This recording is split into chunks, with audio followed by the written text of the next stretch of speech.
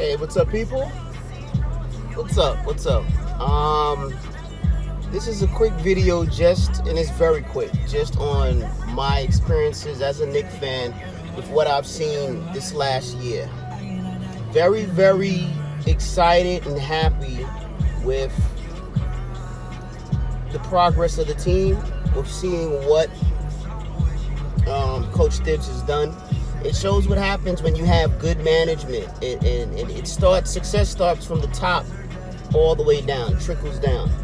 So great leadership with Leon Rose, Worldwide West, and everybody else that came in and kind of breathed, fresh air, just of ideas into the organization. Seeing Tibbs put in his brand of basketball, holding players accountable, but also having the success in the playoffs and as a coach in general, and them having to respect that is huge. It's one thing if Fizdale tries to say he's going to hold players accountable. He's never won a playoff series. Versus Tibbs, who's had success in the playoffs, who's coached on Olympic teams, who has taken teams from nothing to Eastern Conference Finals as well as playoff upsets.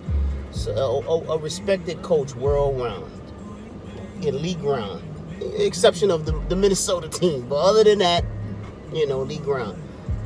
So very, very happy.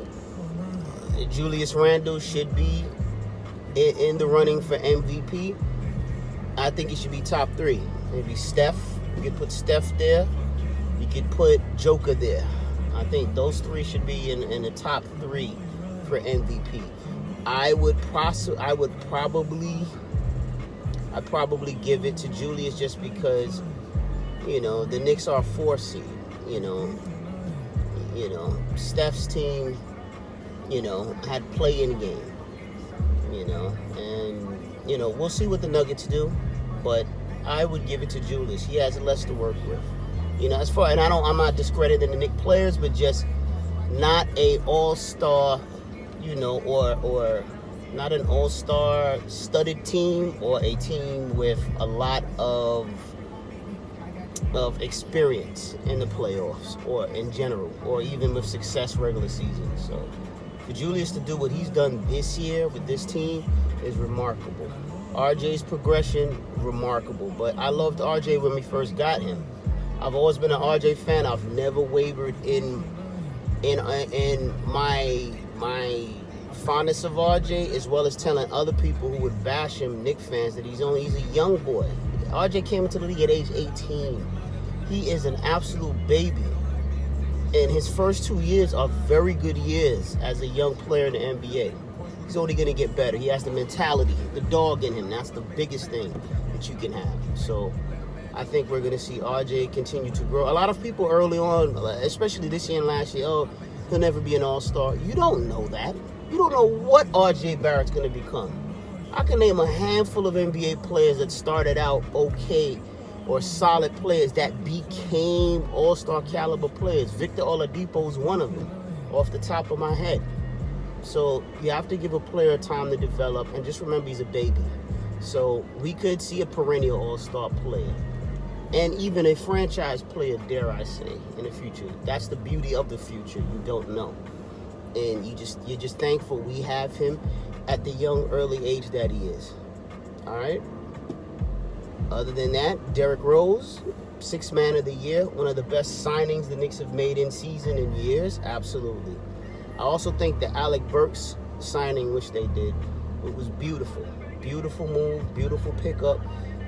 They've been able to get solid NBA talent at a premium, which is different from what the Knicks would do in the past. If you go all the way back to the Larry Brown era, trading for Stephen Francis in the middle of the year, when they already had a point guard with Steph, those were the type of foolish moves the Knicks would make. So to see them now making smart moves with players that actually fit in the system and with the group of players they have is refreshing. I mean, and again, what more can we say? It starts from the top to the bottom. Thibs I mean, I give a lot of the credit of this to Thibs, the players buying, but Thibs' mentality and his program, starting with defense first, preparation first. The Knicks becoming the #1 defensive team in the league, best at guarding a three-point line, which they've been atrocious at for the last decade. I mean, that's not a coincidence. That just shows preparation. That shows brilliant coaching and players buying in. And players are not going to buy into a coach they don't trust. So I thank God we got Thibs. I'm thankful he has done what he's done, and this team has done what they've done. I'm extraordinarily proud of them. And anything they do is gravy. I know a lot of media is already trying to put the carrot out there because, you know, there's bias against the Knicks. There just is within the media. There's bias in media, period. But with the Knicks, huge bias. So Nate McMillan made a comment earlier this week about how the NBA wants to see New York in the playoffs. And he was right about the Lakers and the Celtics. The Knicks, Nate, take it easy. You got to relax, like Nori would say. You got to relax, man, all right? Because the Knicks have never been darlings of the NBA.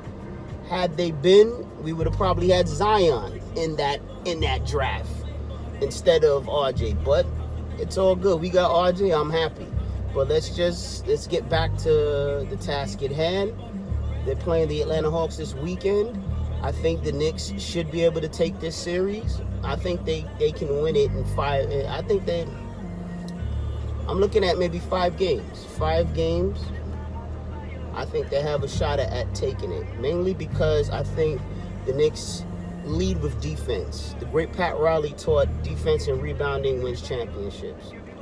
And I've never seen that formula change. Even the great teams like the Golden State Warriors with Steph and with Clay and the great shooting, before KD got there, those teams played defense. I mean, you gotta remember, they were Mark Jackson built teams that Kerr took over, and Mark instilled defense in them.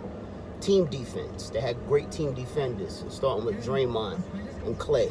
So defense, rebounding wins titles. So I think the Knicks right now are at that cusp. They have that mentality. They're approaching the game like that, and they're taking pride in their defense, and they're confident. I think Trey will get off here and there, but I think Trey's shooting percentages will be bad because I think the Knicks are going to force him into bad shots. I think the other players on the Hawks are going to be a little bit sketchy going in. I think John Collins, you may see a 20-10 game from John Collins, maybe 2 out of these 5 games. But I think Collins will struggle a bit. I think Capella will struggle a bit. And I think the Knicks team, they're ready. They're ready. This isn't a mirage. This isn't a fluke. This is just who they are now. Who they were in the past is the past. Who they are now is who they are now. And they are the #1 defensive team in the NBA. With one of the best coaches in the NBA the last 10-15 years in Thibs. So, I mean, that's about it. I can see the Knicks winning the series in 5 games. I may post a video tomorrow just to go over a couple of last-minute things with the series before, but that's my pick. I picked the Knicks beating the Hawks in 5. I think the defense will be suffocating. I think they'll frustrate Trey in their bad shots. I think the other guys, side guys, I think other than Trey, I think you'll see John Collins have a 20-10 game, have about 2 20-10 games and be a factor. But other than that, I think the Knicks will frustrate him as well. And I think they'll be gritty enough to move on to the next round. All right, so that's it. Again, also be on the lookout. I'm coming with the project soon about my Knicks. When it's finished and done, I'll post it up on my channel, and hope you guys like it. Until then, peace, be blessed, and let's go Knicks. Oh yeah, get this book, good book. All right, later.